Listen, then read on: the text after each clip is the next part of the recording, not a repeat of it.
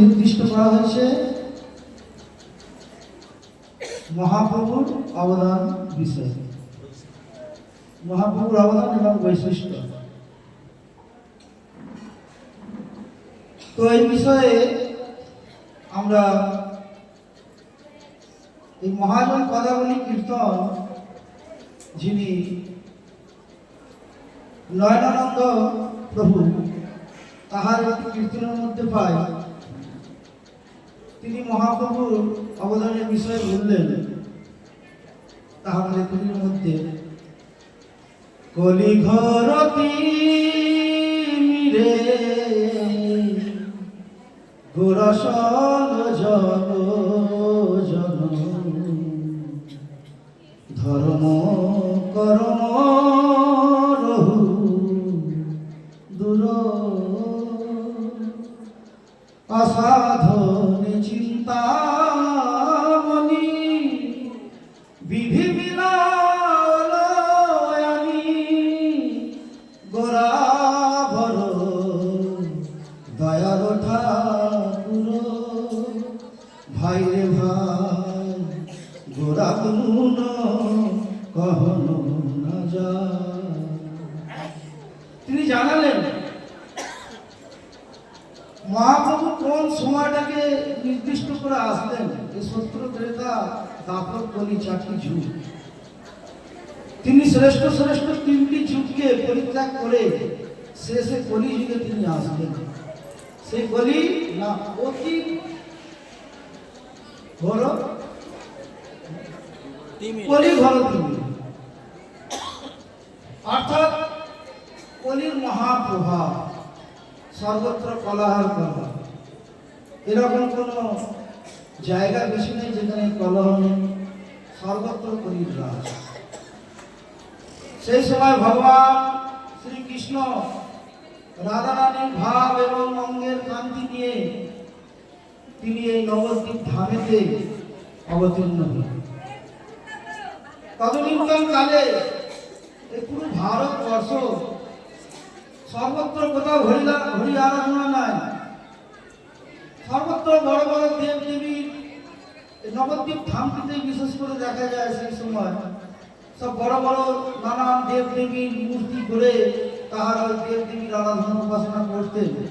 সেই উপাসনাটা আবার সাত্বিক নয়, তামসিক উপাসনা, অর্থাৎ নিজের ভোগের জন্য এই কালী পুজো, শিব পুজো আদি, মদ মাংস আদি সব নিয়ে তাহারা তামসিক ভাবে আরাধনা করতেন। এই যে আমাদের প্রভু বললেন, সাংস্কৃতিক প্রভু, অতি বড় সুকৃতি সে স্নানের সময় গোবিন্দ পুণ্ডরীকাক্ষ নাম। কোন কোন ব্যক্তি, অর্থাৎ লক্ষ লক্ষ ব্যক্তির মধ্যে একজন কোন ব্যক্তি, সুকৃতিবান ব্যক্তি, সে সর্বদা বলতেন না স্নানের সময় গোবিন্দ গোবিন্দ আদি বলে মাথায় জল দেন। আশ্চর্য।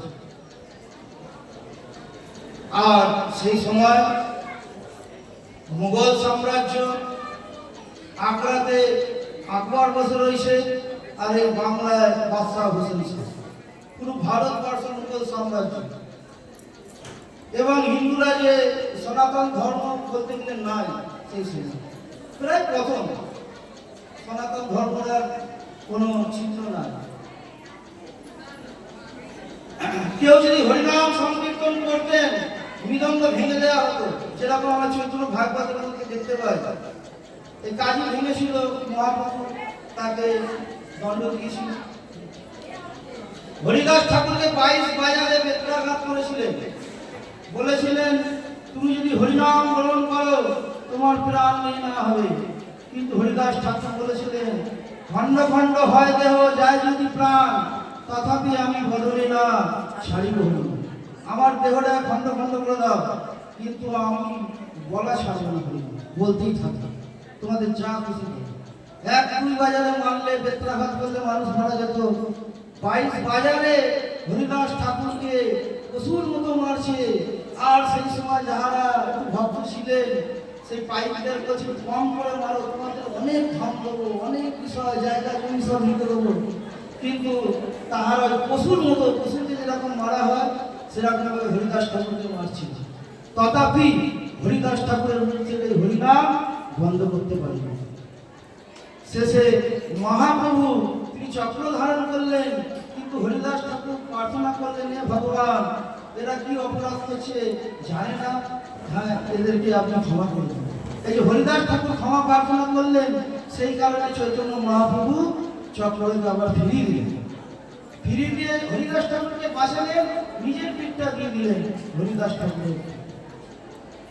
এরকম ভাবে আমরা দেখতে পাই তখন এরকম ভয়ঙ্কর স্থিতি, কেউ হরিনাম করতে পারতেন না। যদিও বা হরিনাম হতো না, তথাপি কোনো ভক্ত যদি হরিনাম করতেন তাকে এরকম ভাবে দণ্ড দেওয়া হতো। শুধু বাংলায় না, পুরো ভারতবর্ষে এই লীলা চলছে। বলেন হরে কৃষ্ণ হরে কৃষ্ণ কৃষ্ণ কৃষ্ণ হরে হরে, হরে রাম